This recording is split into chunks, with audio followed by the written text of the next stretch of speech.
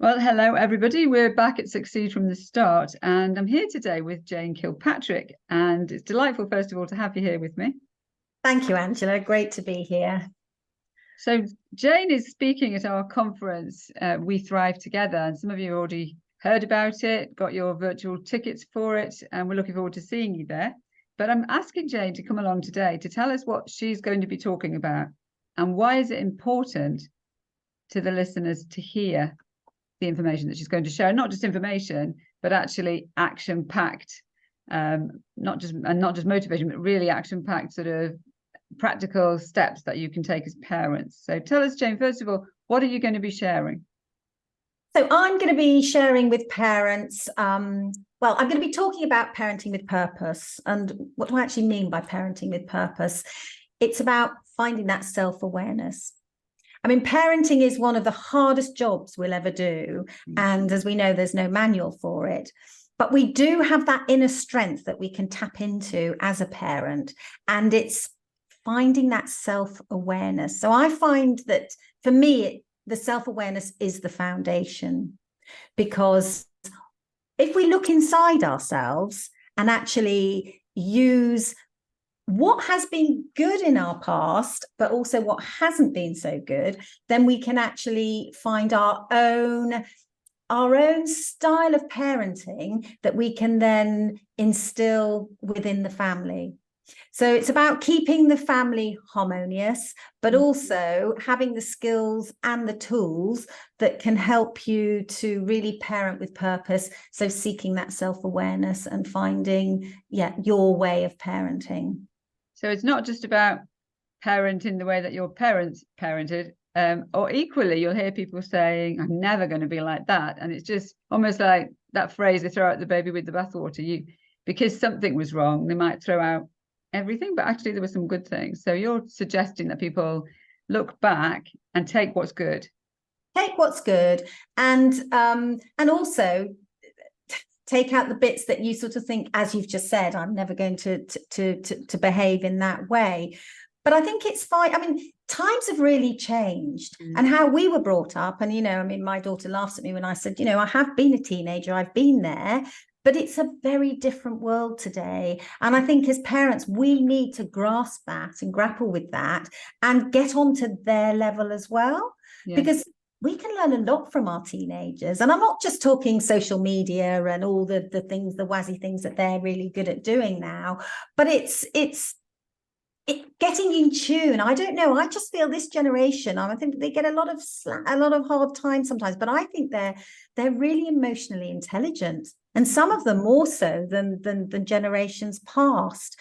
And so it's like getting in tune, and what I will be working with in the workshop that I'll be running is actually getting parents to take a step back, to go back to when they were teenagers, to actually think about situations that might have happened in the past. I mean, I work with teenagers. I'm a teenage mindset coach, and I've worked with hundreds of teenagers over the years.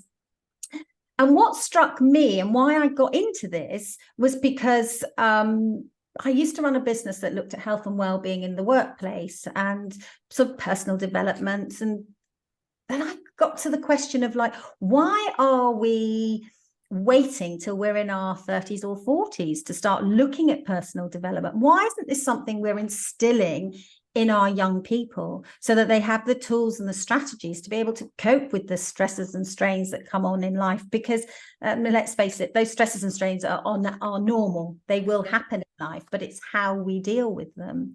So that's how I got into working with the youngsters. It's like bringing that forward almost to helping them. Because I did a lot of sort of self digging and that self-awareness of looking back at when I was a teenager. And I did struggle at times with, I was trained as a dancer, and that has its own elements of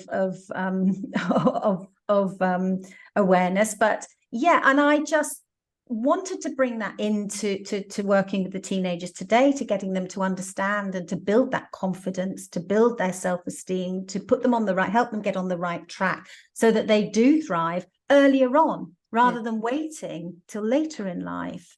And then so through that, I've worked very, very closely with lots and lots and lots of parents. And the one thread that I see is getting them on the same wavelength, on the same, working from the same platform. And what is the foundation to that for me is the self-awareness. And so whether it be self-awareness within oneself, or it's having that self-awareness to look at how you respond to your child or to a teenager. Yeah, it's really interesting, isn't it? Because, you know, it was traditionally, you'll hear people talk about the terrible twos and the terrible teens, basically. And it's almost like that's a fait accompli. It's always going to happen. There's no choice about it. But that's not true, is it? There are things that you can do that you can have a really positive, uplifting relationship with your teenager. Yeah, absolutely. And also for parents, it's that understanding that it is okay for those teenagers to go be those terrible teenagers. You know, they are learning. Yeah. They are, and it's about, as parents, allowing them to not push the boundaries, because obviously we need our boundaries, but it's about allowing them to be who they are. And as parents, picking up on their strengths rather than focusing on those weaknesses of like, oh my goodness, your room is untidy. Oh my goodness, you're not the house. But actually every household you speak to, so it must be a natural thing. And it's interesting because I think one of the things that really struck with me was learning about the brain, but also the teenage brain. And you know, the brain doesn't fully form till you're 25 or 26. So the teenagers at that age of 15, 16, 17, they're living in that fight or flight. They're going to respond in that way. And I think as parents, it's just understanding that a little bit more and just normalizing it. Yes. And making it achievable, making it a space that you can really, I was going to say sort of be friends with, but it's not friends with. I think sometimes parents kind of want to be friends with their teenagers, and that's not the right thing either, because they're still in a place where they need support. They need you to be not a step ahead of them exactly, but a safe place, so that they're growing and developing, aren't they? And it's no good if you just want to sort of say, oh yes to everything. I just want to be liked by my teenage. That doesn't give them the safety that they need. But there still needs to be that positive working together relationship. Do you know, the word that springs to mind as you're saying this is because that's really, really poignant, is acceptance. It's that acceptance of how they are, because they're not going to be mini me or mini you. You know, they're going to turn into their own person. And I think, you know, we try sometimes to maneuver our teenagers because we want them, of course it's out of love and out of wanting the best for them, but actually they aren't going to be mini me and they're not going to be mini you. And it's about having that acceptance and guiding them in that way where there can be harmony in the family, and also parenting them in a way that is a positive experience for them, so that they will take those traits and they will weave their own tapestry, as I call it, of parenting skills. So for parents to think of it as, you know, what's the legacy you want to leave as a parent? So that your children and generations to come will have that as a solid foundation, rather than draconian sort of rules and regulations and behaviors and boundaries. And, you know, yes, there is room for all of that, but it's about more understanding, being more understanding and more accepting. And then everybody's happier. That's parent, it's about your well-being and not feeling, because I can go from 0 to 0 and the stress levels go, but that's not doing me any good. And so what I really want to do is help with tools and strategies. You know, we talk about being mindful, taking that 3 seconds, you know, between an action and a response, there's that little second in between that we can just go, okay, breathe, stop. I'm not going to respond in the way I have in the past. Let me be self-aware about how I am actually responding. And just allowing for more harmony, which again will hopefully infiltrate through the family with other siblings. And well, I mean, it's bound to, isn't it? I mean, you know, all of us know that on the day when something goes wrong and we just kind of blow up really, I suppose, everybody gets affected. It's not just you, it's not just the person you're speaking to, it's not just that particular teenager, it's all the others in, you know, there can be an atmosphere, and of course it can have long-term effects as well as short-term effects. So one of the things that you see, you'll be doing a workshop, you'll be talking first, you'll be explaining some of the tools that you've used, the strategies you've used, you'll be touching on your own story, and then a very practical toolbox for those parents to go away with. So everybody that leaves the event will have learned something practical and useful that they can put into their lives with their teenagers. Yeah, I mean, the aim is, I mean, it's an hour's workshop, and you know, I'd love to go blah and give up, you know, but it's like, what I want is someone to go away with that golden nugget where they think, this will really change my parenting, not just for the child, but actually for you as a parent, that you actually think, okay, because as we know, we focus on the future too much, we focus on the past, we have regrets, and that actually doesn't help the situation that you're in, which is this moment. And I think it's really key with parenting that we are in this moment.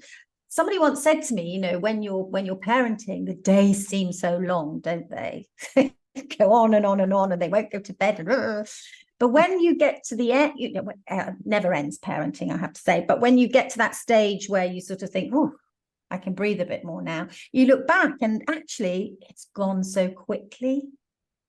So it's about really holding on to the moment and just being and making it the best experience you can. We can choose to be stressed about it, or we can choose just to take a different approach. And so that's my message, and what I really want to instill in parents is let's maybe look at shifting some of your approaches to what's going on a daily basis. Because you know, at the end of the day, we want to stay well as parents, don't we? Absolutely, because, you know, really, there's so many times as parents, it's easy to say or to think, you know, I must be the worst parent out because something's gone wrong and you just don't know how to get out of it. But it's never the case, you know, it's never the case. And listening to you talking and the idea of having that relationship, a very positive, strength building relationship with your teenagers, because we all want the best for our children.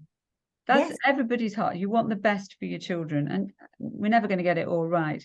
But having strategies and different ways that you can work with your teenager to build those relationships and to make sure that the house is a positive place. And also, I think that the teenagers know that when they're struggling and when they're confused, because it is a confusing stage of life, that they've got someone safe they can talk to.